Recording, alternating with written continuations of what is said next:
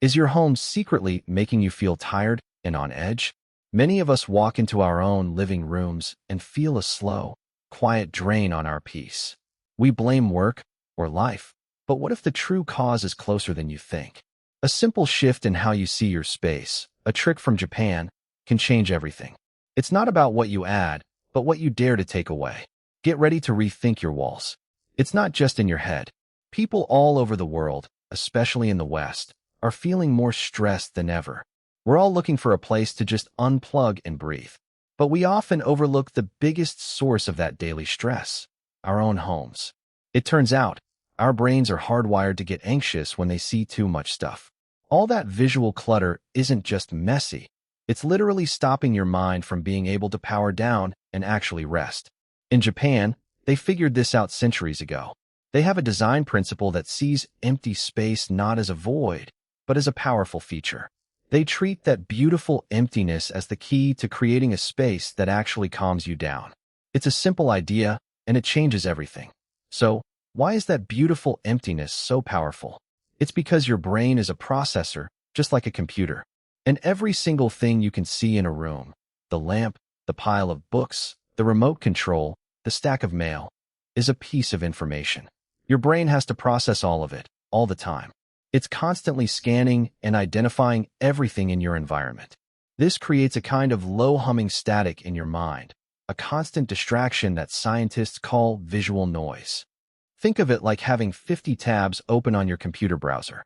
The machine still runs, but it's slow, it gets hot, and the fan is always whirring. That's your brain trying to deal with a cluttered room. All that visual noise keeps your nervous system in a state of low-level alert. It can't fully power down and enter a state of rest because it's still busy cataloging everything around you. Your brain is literally being told, there's a lot going on here, stay sharp.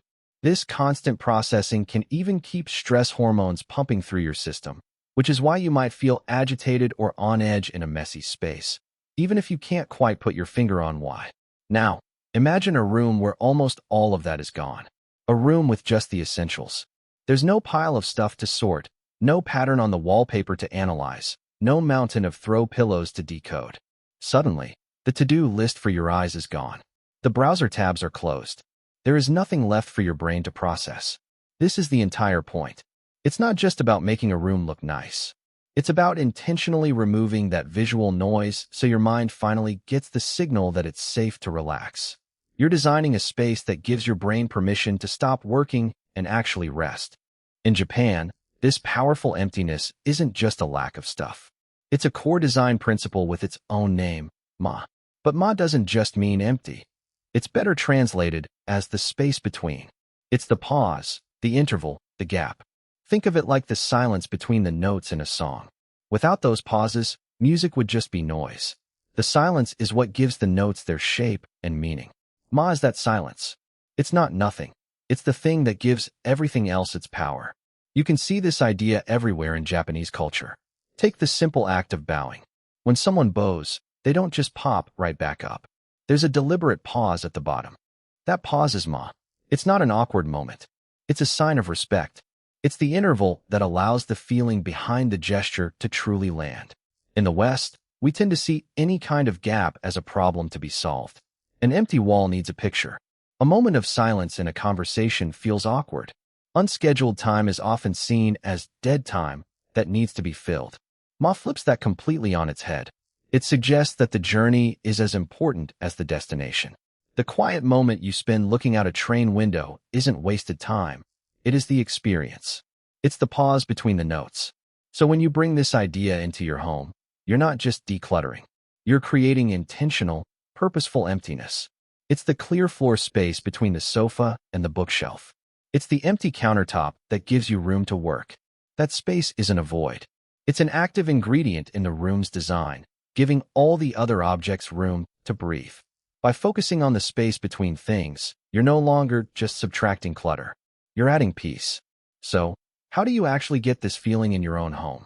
It's a simple, three-step makeover to redesign your calm. First, you have to change the question you ask yourself. We're so used to looking at an empty space and thinking, what can I add here? An empty wall needs a picture. An empty corner needs a plant. Flip that completely. From now on, Look at a room and ask, what can I take away? As one Japanese design expert puts it, the emptiness isn't the absence of design. It is the design. Start by subtracting.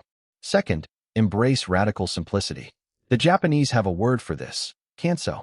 It's all about removing visual noise so your nervous system actually has room to relax. Every single object in your space should earn its place. If it doesn't have a clear purpose or bring you real joy, it's just static. It's a job for your brain that never gets finished. This is why so many modern hotel rooms feel incredibly calm. They're intentionally designed to be almost bare. It's a trend called sleep tourism, where people are literally paying more for rooms designed for rest, because our homes are often too chaotic. And the third step is to bring nature inside. This isn't just about adding a plant. It's about choosing natural materials.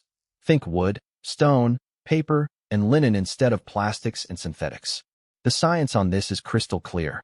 Studies show that people in spaces with natural light and materials report better moods, lower stress, and more restorative sleep. Biofeedback tests even show measurable drops in fatigue just from spending time in a room with natural elements. So that's the makeover. Take things out, not add them in.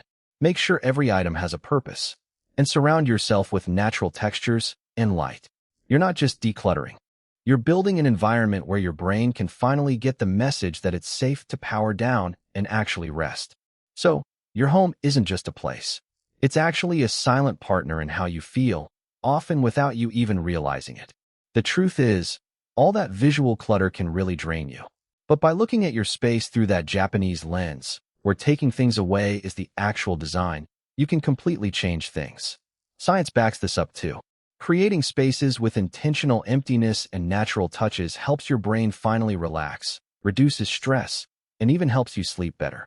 It's about giving your mind the quiet it needs to recharge. So, if you're tired of feeling on edge and you're ready to transform your own space into a truly peaceful sanctuary, then stick around. Hit that subscribe button so you don't miss out on more ways to rethink your environment and reclaim your calm.